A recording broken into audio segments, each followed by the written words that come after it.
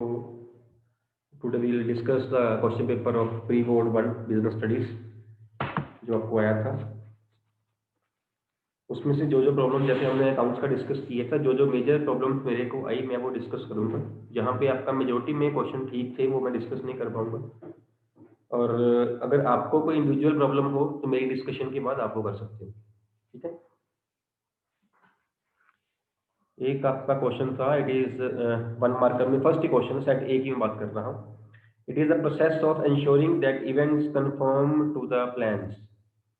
यहाँ ऑप्शंस आपको दी हुई थी, या ऑप्शन हो सकता है ना भी दी हो।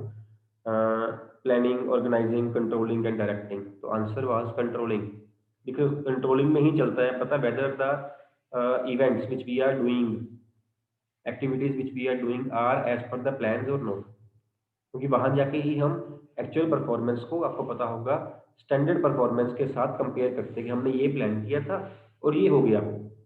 जब हम कंपेयर करते हैं तब चलता है हमें पता कि weather what activities we are doing are as per the plans made और नॉट। ठीक। यहाँ पे आंसर जो थे वो कई बच्चों में गलत थे। देन इज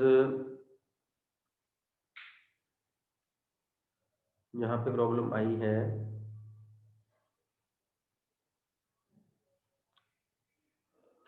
यस, ये क्वेश्चन था, ये 1 मार्कर ही था। In today's time compact disks for computers have become obsolete. Google with its Google Drive service, Apple with its iCloud offering enables the user store documents, photos, music and movies on the web-based servers. This has adversely affected the procedure of CDs. Identify the feature of business environment being described in the above lines. यहाँ पे जो answer बनता था वो बनता था uncertainty. The business environment is uncertain. एक साथ में और मैंने ठीक कर दिया, कई बच्चों ने वो लिखा हुआ था किसी और साइड से वो ठीक हो रहा था, that business environment is dynamic in nature. ये दोनों ठीक हो रहे थे, इसके अलावा कोई और ठीक नहीं हो रहा था। एक डायनामिक का आंसर था यहाँ पे क्योंकि वो चेंज हो रहा है, एक अनसर्टेनिटी का पॉइंट जो था वो दोनों ठीक किए गए। यहाँ गलत हुए आपके। एक नेक्स्ट क्वेश्चन था इसके साथ ही, dash gives shape to the organisation structure. Dash gives shape to the organization structure. It is the span of management which gives shape to the organization structure. Right, span of management. Span of management क्या होता है कि एक जो employee है या जो एक मैनेजर है वो कितने वर्कर्स को या कितने सबॉर्डिनेट्स को इफेक्टिवली हैंडल कर सकता है। अगर हम उससे कम देते हैं it means we are underutilising that person. अगर हम उससे ज्यादा देते हैं इट मीन्स उसका वर्कलोड ज्यादा हो रहा है। तो what is the appropriate number of employees जो एक मैनेजर इफेक्टिवली हैंडल कर सकता है, that is span of management. And the span of management gives shape to the organisation structure कि एक के नीचे कितने वर्कर्स जो हैं, कितने सबॉर्डिनेट्स जो हैं वो काम करेंगे, उसके हिसाब से स्ट्रक्चर बनता है। फाइन, अगर ज्यादा एम्प्लॉइज हों तो हमें 2 मैनेजर रखने पड़ेंगे, और ज्यादा हो हमें 3 रखने पड़ेंगे, कम होंगे तो हमें 1 रखना पड़ेगा। तो answer bar span of management. हो सकता है इसके अलावा भी मैंने ठीक किया हो कुछ और, अगर वो वहां पर सूटेबल बनता हो। ठीक है, बट अदरवाइज जो एग्जैक्ट आंसर था वो स्पैन ऑफ मैनेजमेंट था। देन इज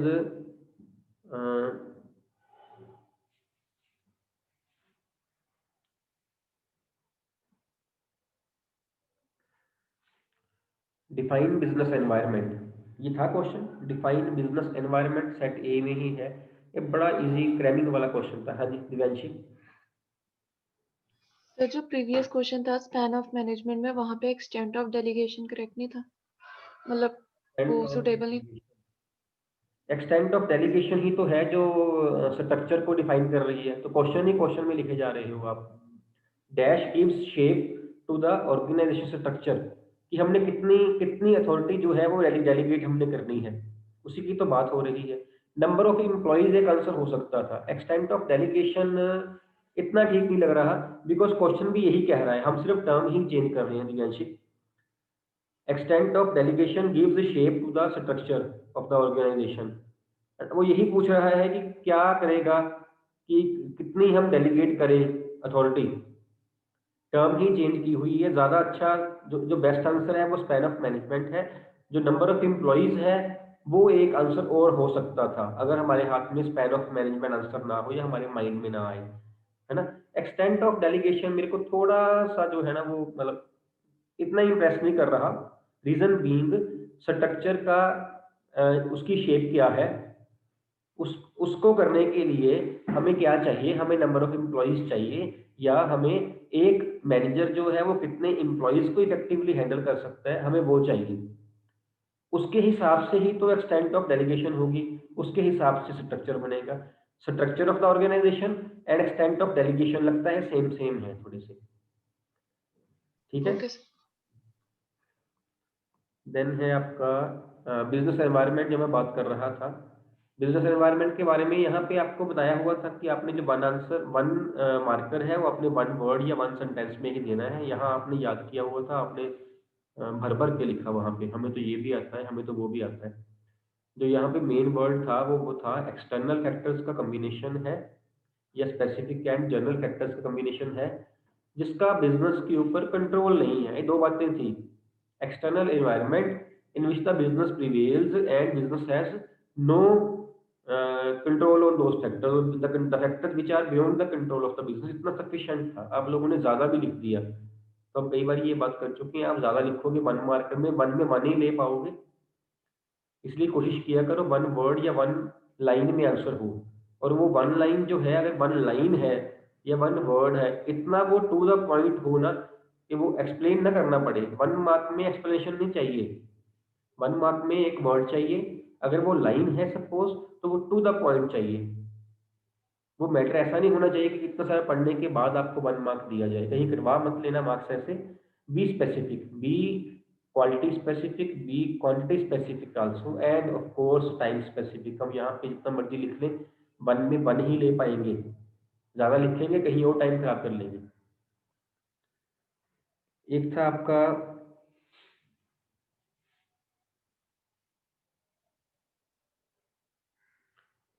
ये भी आपका ठीक था, यस ये था, dash sets the minimum level or floor price at which the product can be sold. minimum level or floor price at which the product can be sold। यहाँ पे various answers have come, various answers। जो best था answer वो था product cost, cost of the product. कोई यहाँ government policy लिख रहा है, गवर्नमेंट पॉलिसी हर जगह पे नहीं होगी, गवर्नमेंट पॉलिसी सिर्फ एसेंशियल गुड्स में होगी, या यहाँ पे गवर्नमेंट का कंट्रोल है वहां पे होगी, या एसेंशियल गुड्स में। गवर्नमेंट पॉलिसी जो है that that doesn't set the minimum level or the floor price of the goods to be sold. एक फ्लोर प्राइस हमने जब की थी, प्राइसिंग पॉलिसीज हमने की थी जब pricing as a factor, as an element of marketing mix किया था, हमने तब भी ये किया था कि प्राइस सेट करना सबसे पहले उसकी जो कॉस्ट है वो कवर होनी चाहिए, that is the floor price. कोई बिजनेसमैन जो है he can't sell the goods beyond that below it's cost price for a long period of time, नहीं कर पाएगा। तो जो कॉस्ट ऑफ द प्रोडक्ट है that is the floor price, उससे नीचे नहीं हो सकता। प्रॉफिट मार्जिन आप कोई लिख रहे हो, कोई गवर्नमेंट पॉलिसीज, कोई और कुछ भी बहुत लिख रहा था, but the answer was cost of the product, that is the floor price. Can a businessman sell its goods less than the cost price for a long time? Of course it will not be able to sell, a businessman will not be able to sell, so the cost of the product is the floor price, is the minimum price, वो cover होनी चाहिए पहले। यहाँ पे answers बड़े आपके variate से answer आए। देन आपका था, ये आपका ठीक था, मोस्टली ठीक था।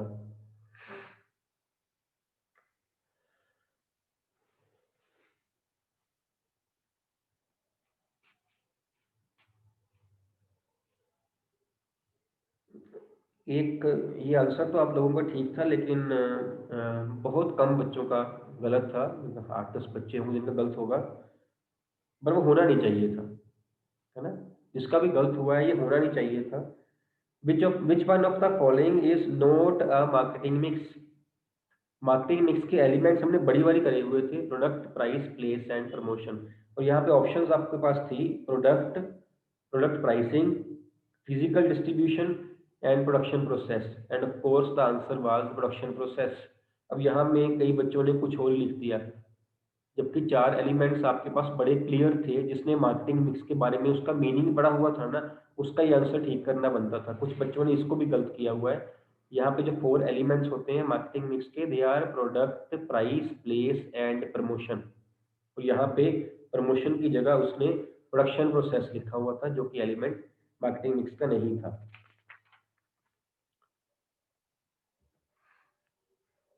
देन है आपका एक question, if anything goes wrong with the performance of key activities, the entire organization suffers.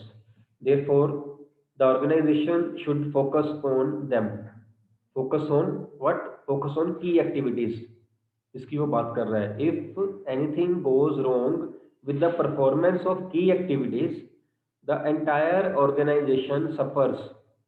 Therefore, the organization should focus on them means key activities. Explain the statement with a suitable example.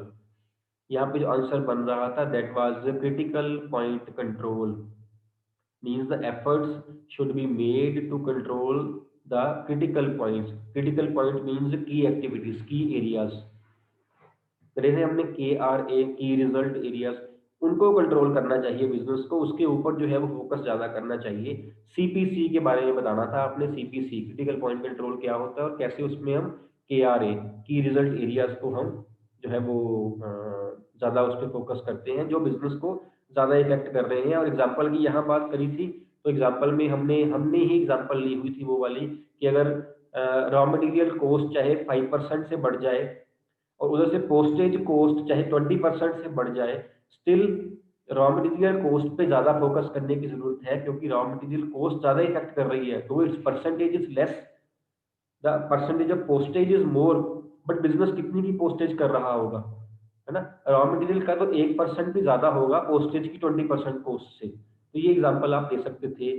Same example आप दे सकते थे, labour cost को आप include कर सकते थे raw material cost में, और कंपेयर कर सकते थे आप इसको अगेन पोस्टेज कॉस्ट के साथ। ये एग्जांपल यहाँ बनती थी। ऐसे ही ना वहाँ पे लिख के आ जाया करो आप, थोड़ा सा सोच के वहाँ पे लिखा करो, सिर्फ पेजेस ना भरा करो, बैठ के भी लिख लिया करो। देन एक सेट बी में क्वेश्चन था, write down the standards used in the various functional areas of an organisation that are used to gauge the performance.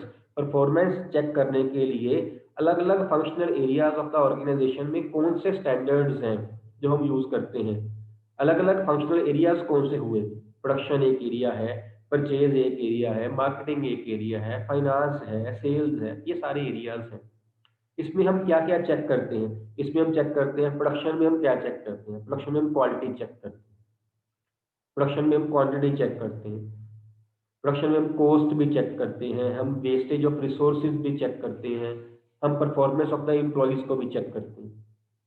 Fine. ऐसे ही अगर हम मार्केटिंग की या सेल की बात करें, तो हम सेल्स का वॉल्यूम चेक करते हैं, हम सेलिंग के एक्सपेंसेस भी चेक करते हैं, हम एडवर्टीजमेंट चेक करते हैं। दीज आर द स्टैंडर्ड्स जिसपे हम जो फंक्शनल एरियाज हैं, जिससे हम कंपेयर करते हैं कि हमारी जो है वो ये डिपार्टमेंट ठीक जा रहा है कि नहीं जा रहा। अगर हम परफॉर्मेंस देखें सेल डिपार्टमेंट की, हम क्या चेक करेंगे? हम चेक करेंगे कि सेल डिपार्टमेंट ने कितनी सेल करी, कितने रुपीस की करी, कितनी गुड्स सेल करी, कितना एडवर्टीजमेंट पे खर्चा किया, ये सारी चीजें हम चेक करेंगे। तो इसमें फंक्शनल एरियाज का वो पॉइंट्स पूछे हुए थे जो आपने चेक करने हैं। ऐसे ही अगर हम पर्सोनल मैनेजमेंट की बात करें, तो यहाँ पे लेबर टर्नओवर क्या है, हम ये चेक कर सकते हैं। ह्यूमन रिसोर्सेज डिपार्टमेंट की बात मैं कर रहा हूँ। लेबर टर्नओवर, कितने के एम्प्लॉयज जो है वो छोड़ के जा रहे हैं, ज्यादा तो नहीं जा रहे।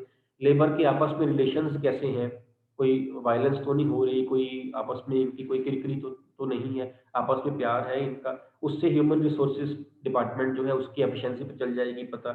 एब्सेंटीज कितने हैं हमारे फॉर्म में, कितने कम, जितने कम एब्सेंट होंगे उतने ही फॉर्म ज़्यादा एफिशिएंट है। These are the key areas, or these are the points on which we can check the performance of different departments. अगर हम फाइनेंस डिपार्टमेंट की बात करें, तो हमारी लिक्विडिटी क्या है वो उससे हम चेक कर सकते हैं, हमारी सोल्वेंसी क्या है उससे हम चेक कर सकते हैं, हमारे कितने कैपिटल एक्सपेंडिचर्स हो रहे हैं, एसेट्स वगैरह कितनी परचेज कर रहे हैं उससे हम चेक कर सकते हैं, हमारी इन्वेंट्रीज का लेवल क्या है उससे हम, ये तो नहीं हो रहा है कि ज़्यादा इन्वेंट्री परचेज किए जा रहे हैं, कम सेल हो रही है। ये पॉइंट्स हैं जिससे हम चेक कर सकते हैं। ये सेट बी में क्वेश्चन था, ए में नहीं था। देन है एक क्वेश्चन था बड़ा सिंपल सा, वो भी मैंने एक्सपेक्ट किया था कि आपको सही लिखोगे आप, लेकिन वहाँ भी मेरे को प्रॉब्लम हुई, ज़्यादा बच्चों ने सही लिखा है। जो बिल्कुल सिंपल था, अगर वो एक बच्चे ने भी गलत लिखा है तो होना नहीं चाहिए था, इसलिए मैं वो डिस्कस कर रहा हूँ। Transfers and promotions as sources of internal recruitment, इसके बारे में कहा गया था। बहुत सिंपल सा एक बेसिक डिफरेंस था। ट्रांसफर जो है वो एक डिपार्टमेंट से दूसरे डिपार्टमेंट में, या एक मशीन से दूसरी मशीन में, या एक ब्रांच से दूसरी ब्रांच में हो सकती है, without any increase in the status or salary of the employee. Wage promotion जो है वो एक डिपार्टमेंट से दूसरे डिपार्टमेंट में हो सकती है, सेम डिपार्टमेंट में भी हो सकती है, लेकिन जो मेन डिफरेंस है दैट इज इंक्रीज होता है सैलरी में एम्प्लॉय की और उसके स्टेटस में। ये इसका मेन पॉइंट था। और आप लोग जो है वो उसको मेन पॉइंट को छोड़ के कई बच्चों ने एक्स्ट्रा लिखा हुआ था। इतना भी लिखा होता तो आपको 3 में 3 मार्क्स मिल रहे थे, और कईयों को मिले, बहुतों को मिले भी हैं ये। और साथ में ही उसकी रिस्पॉन्सिबिलिटीज, हम स्टेटस की बात तो करते हैं ना, सैलरी बढ़ गई, स्टेटस बढ़ गया, साथ में ही उसकी रिस्पॉन्सिबिलिटीज भी बढ़ गई, बिकॉज अब उसका स्कोप ज़्यादा हो गया, उसका स्टेटस जो है वो ज़्यादा हो गया, सैलरी ज़्यादा होगी। देन इज एक आपको केस स्टडी दी हुई थी, और उस केस स्टडी में आपने ऑनलाइन ट्रेडिंग के फर्स्ट 3 केस स्टडी नहीं थी, सिंपल ही था। फर्स्ट 3 स्टेप्स देने थे केस स्टडी के ट्रेडिंग प्रोसीजर में। ऑनलाइन ट्रेडिंग प्रोसीजर और स्टॉक एक्सचेंज, ये कैसे हम शेयर्स परचेज करते हैं, सेल करते हैं, उसका आपने पॉइंट्स 3 देने थे। ये आप लोगों ने लर्न नहीं किए होते, ये कह सकते हैं क्रैमिंग क्रैमिंग वाला आंसर था। जिसने किया हुआ था वो लिख के आ गया, जिसने नहीं किया होता वो नहीं लिख के आया। ठीक, यहाँ पे प्रॉब्लम आई, पॉइंट आया। देन था आपका एक केस स्टडी थी जिसमें आपको पूछा हुआ था कि ये 2 मार्केट्स कौन सी, ये भी सेम चैप्टर से ही है, फाइनेंशियल मार्केट से। ये पूछा हुआ था कि 2 मार्केट्स कौन सी हैं, तो वो 2 मार्केट्स थी, primary market and secondary market. तो केस था कि 2 पर्सन्स थे, अजय एंड अर्श। Arsh started an online portal of stock exchange under the name Investment Guru. He met his school friend Ajay after a long time in a bank where Ajay had come to open a demat account. Arsh urged Ajay to invest in the forthcoming IPO of a blue chip company, whereas Ajay was inclined to buy the existing securities of the other companies to build his investment portfolio. See how clearly it is mentioned. अर्श जो है वो कहता है कि मैं IPO में पैसे लगा रहा हूँ जो अभी आने वाला है, जो कि अजय है वो कह रहा है कि नहीं, जो पहले ही एग्जिस्टिंग सिक्योरिटीज है मैं तो वहां पैसा लगाने वाला हूँ। तो क्लियर है कि एक प्राइमरी मार्केट की बात हो रही है और एक सेकेंडरी मार्केट की बात हो रही है। 1 मार्क इसका था। उसके बाद 2 मार्क्स के आपसे पूछे गए थे इसके डिफरेंसेस। जिसने तो मार्केट्स को आइडेंटिफाई कर लिया इजीली उसने तो आंसर्स लिख दिए, इसने वो नहीं किया तो एक ने मनी मार्केट और कैपिटल मार्केट लिख दिया, उसके बाद तो डिफरेंस ही गलत हो गए। The answer was primary market and secondary market, उसके बाद उसके 2 डिफरेंसेस थे। एक क्वेश्चन था discuss whether management is an art और नोट। तो management is an art, note वाला केस यहाँ नहीं है, नोट वाला केस साइंस में है। मैनेजमेंट इज अ साइंस और note management is not a complete science. Management is not a pure science, हम ये कह सकते हैं it is a science but it is not as pure as sciences are there, है ना। Astronomy is there, physics is there, ऐसी pure science नहीं है। It is impure pure impure science, imperfect science, social science. Art के बारे में अगर हम बात करें तो आर्ट में management is an art, yes वाला आंसर लिख के आना था, बिकॉज ये क्रिएटिविटी के साथ है, इनोवेशन के साथ है, इसकी भी थियोरेटिकल नॉलेज है which can be taught and which can be learn in the institutions. ये आपने पॉइंट लिख के आने थे। यहाँ पे मैनेजमेंट इज एन आर्ट, जिसने नहीं लिखा है, नो किया है, उसका गलत हो गया। देन है आपका यहाँ प्रॉब्लम आई मैस्लोज नीड हायरार्की थ्योरी वाले क्वेश्चन में प्रॉब्लम मेरे को एक आई। उसमें अभी तक हमें ये नहीं पता चला कि फिजियोलॉजिकल नीड्स और साइकोलॉजिकल नीड्स अलग अलग होती है। लिखना शुरू करते हैं हम फिजियोलॉजिकल नीड्स, पहुंच जाते हैं हम साइकोलॉजिकल नीड्स के ऊपर। अगर आपको यहाँ प्रॉब्लम होती है आप फिजियोलॉजिकल वर्ड यूज ही ना करो, आप बेसिक नीड्स यूज कर लो, आप प्राइमरी नीड्स वर्ड यूज कर लो, उसके बाद साइकोलॉजिकल नीड्स कहीं आ रहा है तो वहां यूज कर लो। फाइन। देन इज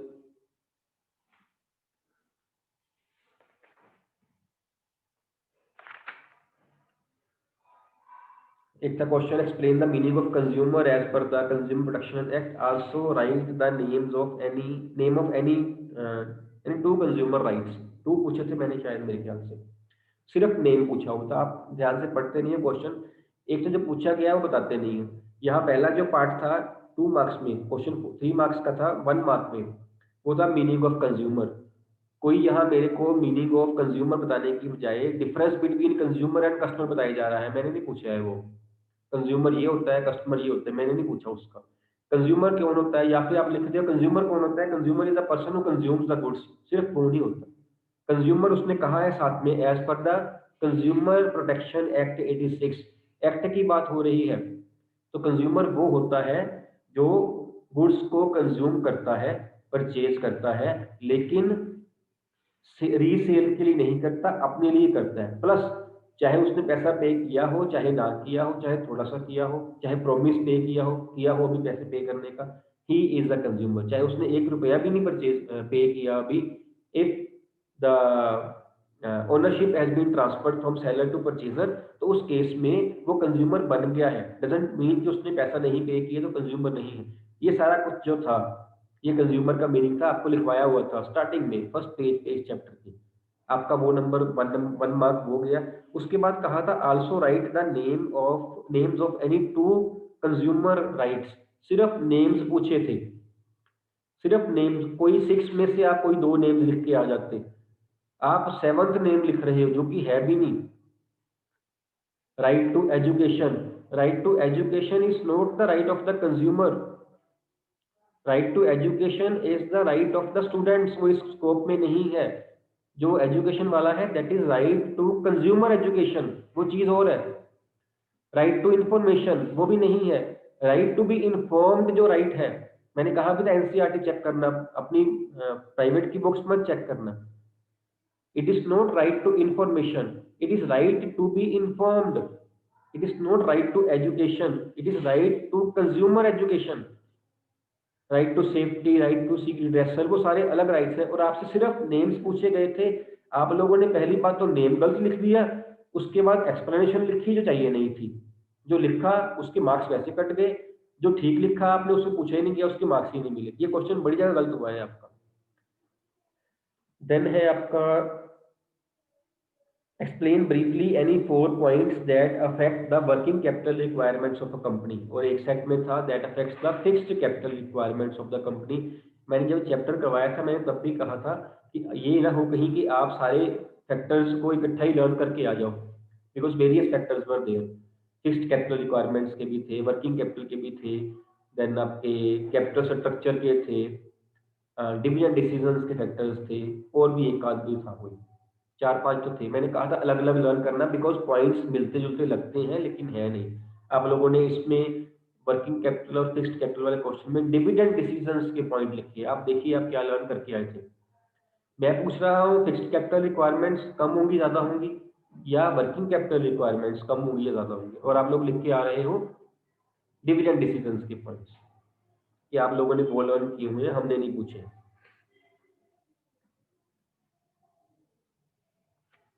देन यहाँ पे एक और क्वेश्चन था चॉइस ऑफ कैपिटल स्ट्रक्चर, उसके भी फैक्टर्स ही पूछे हुए थे।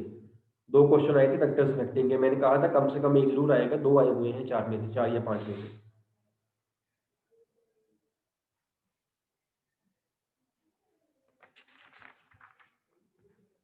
देन एक आपका क्वेश्चन था जिसमें फंक्शनल फोरमैनशिप की बात की हुई थी। Explain the technique given by F.W. Taylor that brings specialisation to the shop floor and is an extension of principle of division of work. It is an extension of principle of division of work. Division of work क्या कहता है कि एक person जो उसको काम दे दो, वो काम करता रहेगा, दैट विल ब्रिंग स्पेशलाइजेशन। ये क्या कहता है टेक्निक जिसकी टेलर की बात हो रही है, फंक्शनल फोरमैनशिप, अलग अलग पर्सन को अलग अलग काम दो, so that it can bring specialisation, और वर्कर से वो काम करवा भी सके। यहाँ पे फंक्शनल फोरमैनशिप की बात हो रही है। कई बच्चों ने टॉपिक तो पॉइंट तो आइडेंटिफाई कर लिया, लेकिन उसके बाद उनको जो चार प्लानिंग इंचार्ज के अंडर आते हैं और 4 प्रोडक्शन इंचार्ज के अंडर आते हैं, उनके नेम्स नहीं याद थे। रूट क्लर्क हो गया, इंस्ट्रक्शन कार्ड क्लर्क हो गया, टाइम एंड कॉस्ट क्लर्क है, उधर गैंग बॉस, रिपेयर बॉस, वो सारे उनके नाम नहीं आते थे। अगर नाम आते थे तो वो करते क्या है वो नहीं आते थे, मीन्स कि आपका पॉइंट और टॉपिक ये वाला क्लियर नहीं था। It is very important topic, मैं बताऊंगा आपको। फंक्शनल फोरमैनशिप 1 से लेकर 6 मार्क्स में, या डिफरेंशियल पीस रेट सिस्टम इसी का ये टेलर का 1 से 6 मार्क्स में कहीं ना कहीं टच जरूर होगा। इन दो को आप लर्न कर लो, कहीं ना कहीं जरूर टच होगा सीबीएसई में, आप देख रहे हैं दोनों मिला के बहुत इंपॉर्टेंट है। यहाँ पॉइंट प्रॉब्लम आई है। और एक पॉइंट, एक क्वेश्चन था, क्वेश्चन नंबर 33 सेट बी में भी था, ये नंबर कोई और होगा। अ, किसी पर्सन का नाम दिया था mister Flinto, runs a herbal cosmetic manufacturing company. His company is aiming to achieve a target of 20% increase in sales in the coming year. This target can be achieved only if proper planning is done so as to avoid or tackle the uncertainties in future. Explain the next 6 steps in the planning process that Mr. Flinto must take into consideration after setting up the above mentioned target. उसने target set कर लिया हुआ, उसने कहा है ऊपर his company is aiming to achieve a target of 20% increase in sales in the coming year. कहता planning process के अगले बताओ, अगले कौन से हैं 5 स्टेप्स या 6 स्टेप्स जितने भी हैं, आपने अगले बताने हैं। अब आप क्या कर रहे हो, आपने फर्स्ट वाला स्टेप जो उसने कर लिया था आपने आपके आंसर में बता दिया, आपके बहुत ज्यादा मार्क्स कटे हैं। इट मींस आपने सिर्फ प्लानिंग प्रोसेस लिख दिया है, आपने केस स्टडी नहीं करी। मैंने पहले भी कहा था केस स्टडीज आपका स्कोप लिमिटेड करेंगी, कम कर देगी। आपसे ये नहीं पूछा गया है कि प्लानिंग प्रोसेस के स्टेप्स क्या है, आपसे ये पूछा गया है कि जहां तक उसने कर लिया अगले स्टेप्स बताने हैं आपने। तो एक स्टेप वो ले चुका था। उसके बाद developing planning devices, identifying different courses of action, evaluating alternatives, then selecting the best one, then implementing the plan and then follow up action। ये 6 स्टेप्स थे उसके आगे हो रहे थे जो आपने करने थे।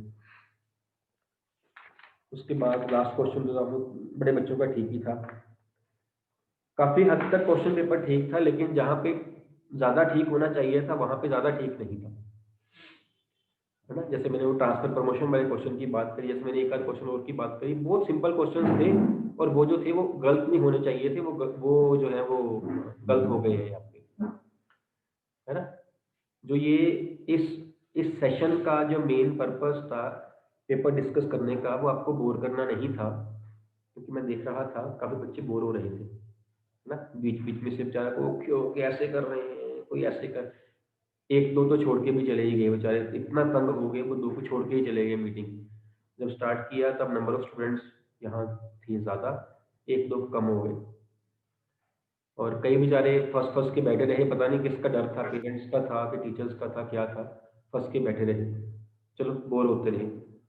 थैंक्स टू देम जो नहीं गए मीटिंग से, and more thanks to them जिन्होंने सुना भी, गए तो नहीं और सुना भी। कई बेचारे ऑन करके बैठे रहे और सुन भी नहीं रहे थे। जो बता दिया गया है अगर आपने सुन लिया है तो आपका फायदा हो जाएगा, अगर आपने नहीं सुना है तो फिर आपका ही लॉस होगा। हमारा काम तो बताना था। जितने बच्चे क्लास में थे उनमें से अगर एक ने भी अच्छे से सुन लिया हो तो टीचर का काम पूरा हो गया, एक ने भी सुन लिया हो। अगर दो ने सुन लिया है तो टीचर को बोनस, अगर तीन ने सुन लिया है तो और बोनस, है ना। किसी एक के भी काम आ जाए वो बातें जो मैंने बताई हैं तो हमारा फायदा ही है इसमें। आप लोगों के मार्क्स बढ़ने हैं, लेकिन आप देखिए फायदा हमारा है, बिकॉज हमारे बच्चों के मार्क्स बढ़ रहे हैं। अगर मैंने कई बार ये बात कही, अगर आप क्लास में आ जाते हो ना तो उसको सुना भी करो, अटेंडेंस सेक के लिए मत आया करो, है ना। नो डाउट आप लोगों के पास आंसर शीट्स नहीं है अभी, इतनी डिस्कशन नहीं हो सकती, तो मैंने भी सारे क्वेश्चन डिस्कस नहीं किए हैं, मैंने भी वो डिस्कस किए जहाँ पे ज़्यादा प्रॉब्लम आई।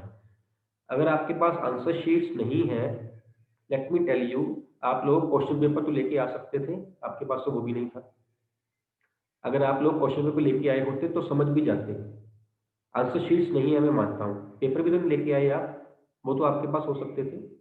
इस बार तो हार्ड कॉपी थी उसकी, जबकि आपको पता है कि फर्स्ट लेक्चर है बिजनेस का, आज पेपर ही डिस्कस होगा, है ना। तो क्वेश्चन पेपर को जो जो पॉइंट्स हमने डिस्कस किए हैं, अगर आपके पास अभी क्वेश्चन पेपर नहीं था तो आप क्वेश्चन पेपर अभी ढूंढ के जहां भी आपका पड़ा हुआ है उसके साथ कंपेयर कर लेना, क्वेश्चन पेपर को दोबारा पढ़ लेना, तो ज़्यादा अच्छा हो जाएगा, कुछ तो समझ आ ही जाएगा, है ना। अटेंडेंस सेक के लिए मत आना, मैंने आपको पिछले पीरियड में भी कहा था।